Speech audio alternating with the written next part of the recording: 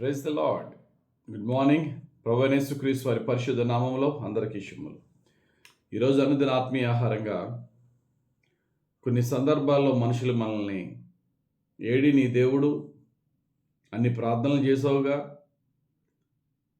మరి ఈ యొక్క కష్టంలో, ఈ నష్టంలో, ఈ ఆపదలో వేర్ ఇస్ యువర్ గాడ్ అని మనల్ని కొన్నిసార్లు ప్రశ్నించే పరిస్థితులు ఒక్కొక్కసారి ఎదురవుతూ ఉంటాయి. మరి కొన్నిసార్లు అయితే దేవుడు లేడనేవారు, సైన్స్ ఉంది, దేవుడితో సంబంధం లేదనేవారు, దేవుడు ఉంటే చూపించండి నమ్ముతామంటూ ఉంటారు. ఈ విషయాలకి బైబిల్ ఏం చెప్తుందో చూద్దాం. మరి ముఖ్యంగా పరిస్థితులకు అతీతంగా ఒక క్రైస్తవుడు అనేవాడు దేవుని మందిరానికి వచ్చినప్పుడు కానీ, దేవునికి ప్రార్థించినప్పుడు కానీ బేసిక్గా రెండు విషయాలు గుర్తుపెట్టుకోవాలి. మనం ప్రార్థించినప్పుడు దేవుడు ఉన్నాడనియు, రెండు ఆయన వెదుకు వారికి ఫలములు ఇచ్చువాడనియు నమ్మే మనం ప్రార్థన చేయాలి.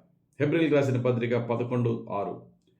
విశ్వాసము లేకుండా దేవునికి ఇష్టుడై ఉండుట అసాధ్యం. దేవుని యొద్దకు వచ్చేవాడు ఆయన ఉన్నాడనియు, తను వెదుకు వారికి ఫలము దయచేయువాడనియు నమ్మవలెను. తనకు వెదుకు వారికి కనబడతాడని అనలేదు ఇక్కడ. ఇటట ఆయన ఉన్నాడని నమ్మినప్పుడు, మన కష్టంలో, నష్టంలో, అవసరతలో దేవునికి ప్రార్థన చేసి ఆయన కార్యం కొరకు ఎదురు చూసినప్పుడు, ఆయన కార్యాలతో ఫలములిచ్చే దేవుడు, ఫలములతో తన ఎగ్జిస్టెన్స్ని చూపించే దేవుడు కానీ తన రూపాన్ని చూపిస్తానని బైబిల్ ఎక్కడ చెప్పలేదు. ఆయన రూపాన్ని చూసే అవకాశం దేవుడు ఇస్తున్నాడు ఖచ్చితంగా. అది ఎప్పుడంటే ఆయన మహిమ రూపాన్ని చూసే అవకాశం, మనము మహిమ దేహంలోనికి దేవుడు మనల్ని మార్చి చూపిస్తాడు. అప్పటి వరకు ఒక సూర్యుడినే చూడలేని కనులు సూర్యుని తయారు చేసిన వాడిని ఎలా చూడగలరు? అంతవరకు దేవుని యొక్క కార్యాలే ఆయన యొక్క ఎగ్జిస్టెన్స్ని, ఆయన ఉనికిని చూపిస్తున్నాయి. కానీ కొందరు అంటారు, నువ్వు దేవుడు చూపించు నమ్ముతానంటారు. కీర్తన గ్రంథం 115:2 వారి దేవుడేడని అన్యజనులు ఎందుకు చెప్పుకుందరు? వారి దేవుడేడి? దేవుడేడంటే మనం ఏమైనా చూపించగలమా? ఏమైనా ఫోటోలో? ఏ ఫోటోలో కూడా దేవుడు చూపించలేము. ఏ ఫోటో కూడా దేవుడు కాదు. మరి చూపించలేనంత లోపల దేవుడు లేడంటారా? వాళ్ళు అంటారు. కానీ అందుకనే ఒక మంచి మాట చెప్తున్నాను, గుర్తుపెట్టుకోండి. అమెరికన్ ఆస్ట్రానమర్ అయినటువంటి కార్ల్ ఎడ్వర్డ్ సాగన్ అనే ఆయన ఒక ఆస్ట్రానమర్ ఒక మంచి మాట అంటారు. ఆయన ఏమంటాడంటే, absence of evidence is not evidence of absence. Absence of evidence is not evidence of absence. అంటే అర్థం ఏంటంటే, ఆధారం లేదంటే లేదనడానికి ఆధారం కాదు. ఏదండి వేర్ ఇస్ యువర్ గాడ్, ఏం ఆధారం చూపించంటే ఆధారం లేదంటే లేదనడానికి ఆధారం కాదు. Absence of evidence is not the evidence of absence. ఎంత చక్కగా ఉందండి ఆ మాట. ఎస్, దేవుడు ఉన్నాడని చెప్పి మనం ఆధారం చూపించలేదని, ఆధారం లేదన్నంత లోపల దేవుడు లేడని కాదు. మరి దేవుడు ఉన్నాడంటే చూపించండి అంటే, క్రైస్తవులకి దేవుడు ఉన్నాడు అనేది ఎలా నమ్ముతామంటే, ఆ దేవుడే మనిషిగా యేసు ప్రభువుగా వచ్చాడు. ఆ దేవుడిచ్చిన బైబిల్ వాక్యాలు మనకు విశ్వాసానికి ఆధారం. కానీ అన్యజనులు దీన్ని యాక్సెప్ట్ చేయరే. మరి అన్యజనులు యాక్సెప్ట్ చేసే విధంగా దేవుడిని వారికి ఎలా చూపించగలమంటే రెండు ఆధారాలు నాకు తెలిసి. ఇంకా కొన్ని ఉండొచ్చు, నేను నమ్ముతాను ఈ రెండు స్ట్రాంగ్గా. ఒకటి, బైబిల్ చెప్పినట్టుగా దేవుడు సృష్టించిన క్రియేషన్ చూసినప్పుడు ఖచ్చితంగా క్రియేటర్ ప్రతి ఒక్క మనసులోనికి రావాల్సిందే. ఒక మంచి సెల్ ఫోన్నో, ఒక మంచి వస్తువును చూసినప్పుడు, ఏం తయారు చేశాడరా అని చెప్పి వాడిని తయారు చేసేవాడిని మెచ్చుకుంటాం. ఒక మంచి అందమైన ఇల్లును చూసినప్పుడు, తాజ్మహల్ లాంటి అందమైన కట్టడం చూసినప్పుడు, ఆ కట్టడ ఎవరైతే కట్టారో వారిని పొగుడుతాం, వారికి గొప్ప వెళ్తుంది. కానీ ఒక సూర్యుడిని, ఒక నక్షత్రాన్ని డీప్గా స్టడీ చేసినప్పుడు, సర్వ సృష్టిని సృష్టించిన దేవుడు క్రియేషన్ చూసినప్పుడు క్రియేటర్ ఎందుకు జ్ఞాపకం రాడు? ఆ క్రియేటర్ ఖచ్చితంగా మనిషి కాదనే సత్యాన్ని ప్రతి మనిషి తెలుసుకుంటాడు. ఏదో ఒక విస్ఫోటనం జరిగింది, గాడ్ పార్టికల్ ద్వారా వచ్చింది అని ఏదో హైపోథసిస్లు ఏవో ఉన్నాయి, కానీ ఊహాజనకమైన స్టోరీస్ ఏవో ఉన్నాయి, కానీ ఫ్యాబ్రికేటెడ్ స్టోరీస్. ఖచ్చితంగా ఈ యొక్క అద్భుతమైన సృష్టిని సృష్టించినది ఒక అద్భుతమైనటువంటి సృష్టికర్త, ఆయనే దేవుడు అనే సత్యాన్ని ప్రతి మనిషి అంగీకరించి తీరక తప్పదు. ఒకవేళ అంగీకరించలేకపోతే వారి గురించి బైబిల్ ఏం చెప్తుందంటే, రోమిలికి రాసిన పత్రిక 1 అధ్యాయం 19, 20 వచనాలు. ఎందుకనగా దేవుని గూర్చి సఖ్యమైనదేదో అది వారి మధ్య విశదమై ఉన్నది. దేవుడది వారికి విశదపరిచాను.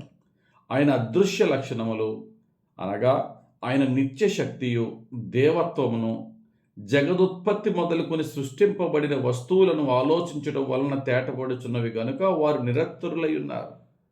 నిరత్తురులై ఉన్నారంటే దే హ్యావ్ నో ఎక్స్క్యూజ్. నువ్వు గెలాక్సీని యొక్క సంపూర్ణమైనటువంటి ఈ క్రియేషన్ని చూసినప్పుడు, మనం ఎప్పుడన్నా ప్లానిటోరియంకి వెళ్తే మనకి హైదరాబాద్లో బిర్లా ప్లానిటోరియం ఉంటుంది. చూసినప్పుడు ఎంత విచిత్రంగా ఉంటుందో, ఎంత ఆశ్చర్యంగా ఉంటుందో. ఈ పెద్ద సువిశాల భూమి మినునల్లి కంటే చిన్నది సృష్టిలో. ఆ సమస్త సృష్టిని చూసినప్పుడు ఆ సృష్టికర్తని ఖచ్చితంగా మనం పోడకుండా ఉండగలమా? కాబట్టి దేవుడు లేడనేవాడు సృష్టిని చూసినప్పుడన్నా దాని యొక్క క్రియేటర్ అయినటువంటి దేవుని యొద్దకు రావాలి. రెండవది, లేదా అదంతా సైన్స్ అని నమ్మేవారు కూడా రెండవది ఏంటంటే, ఇంకా దేవుని యొక్క ఉనికిని మనం ఎలా చెప్పగలమంటే, మన జీవితాలే దానికి కారణం అవ్వాలి. మనల్ని చూసిన వారు ఎస్ దేవుడు ఉన్నాడు అని చెప్పగలగాలి. మనం చూసిన వాడు దేవుడు ఉన్నాడని ఎలా చెప్పగలుగుతారండి అంటే, దేవునికి మనం కనెక్ట్ అయినప్పుడు, దేవునిలో మనం ఉన్నప్పుడు ఆయన మన పట్ల చేసే కార్యాలే సాక్ష్యాలండి. ఐగుప్తు దేశంలో ఇశ్రాయేలీయులు బానిసలుగా 430 సంవత్సరాల బానిసత్వంలో ఉండగా అతి కష్టంగా ఐగుప్తు స్లేవరీ నుండి ఇజ్రాయేలీట్స్ని బయటికి మోజెస్ రప్పించినప్పుడు కావాలనే ఐగుప్తు దేశపు రాజు అయిన ఫరో హృదయాన్ని దేవుడు కఠినపరుస్తున్నాడు, ఆప్ చేస్తున్నాడు. ఆపే కొద్ది మిరాకిల్స్ పెరుగుతున్నాయి, mighty miracles.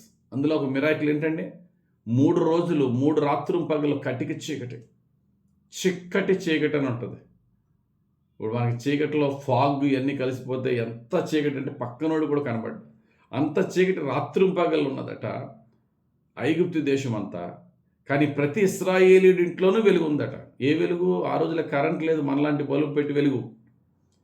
That is the super natural light. ఎటువంటి లైట్ అంటే, ఆదికాండం 1 అధ్యాయంలో దేవుడు సూర్యుడిని చంద్రుడిని లైట్కి ఆధారమైనటువంటి వీటిని 4వ రోజు సృష్టించాడు. కానీ మొదటి 2-3 రోజుల్లో వెలుగు ఉందన్నాడు. మొదటి రోజునే వెలుగు సృష్టించాడు. ఆ వెలుగు ఎక్కడి నుంచి వచ్చింది? The light without any source. ఇప్పుడు మనకి రాత్రులు వెలిగించే నక్షత్రాలు చంద్రుడు ఉన్నాడు, ఉదయం వెలిగించే సూర్యుడు ఉన్నాడు. కానీ మొదటి రోజు దేవుడు వెలుగు కలుగు గాక అన్నాడు అంతే. మరలా వెలుగు యేసు ప్రభు 2వ రాకడలో సూర్యచంద్రులు లేని ఆ యొక్క నిత్య పరలోకంలో ఆ వెలుగును మనం పొందుకుంటాం. కానీ సూపర్ న్యాచురల్గా మిరాక్యులస్గా ఐగుప్తు దేశం అంతా చీకటి ఉన్నప్పుడు, ఐగుప్తు దేశంలో ఉన్న ఇశ్రాయేల్ ఇళ్లలో వెలుగు ఉన్నప్పుడు ఇశ్రాయేల్ అందరినీ కూడా ఐగుప్తీయులు చూశారు. అరే ఏంటి వెలుగు? ఫరో చూశాడు. అతడి హృదయం ఎంత కఠినపడినా దేవుని మిరాకిల్స్ చూసి దేర్ గాడ్ ఈజ్ గాడ్, వారి దేవుడే దేవుడు, అయ్యా నన్ను క్షమించమని నీ దేవుని అడుగు అని ప్రార్థన చేయమన్నాడు. ఈరోజు నీ జీవితంలో నా జీవితంలో కూడా దేవుడు ఒకటే మాట అంటున్నాడు. ప్రజలను రకరకాలుగా ప్రశ్నించవచ్చు, మనకి దేవుడి ఛాన్స్ ఏంటి తెలుసా? ఊరకుండుడి, నేనే దేవుడిని అని తెలుసుకొనడి. కీర్తన 46:10.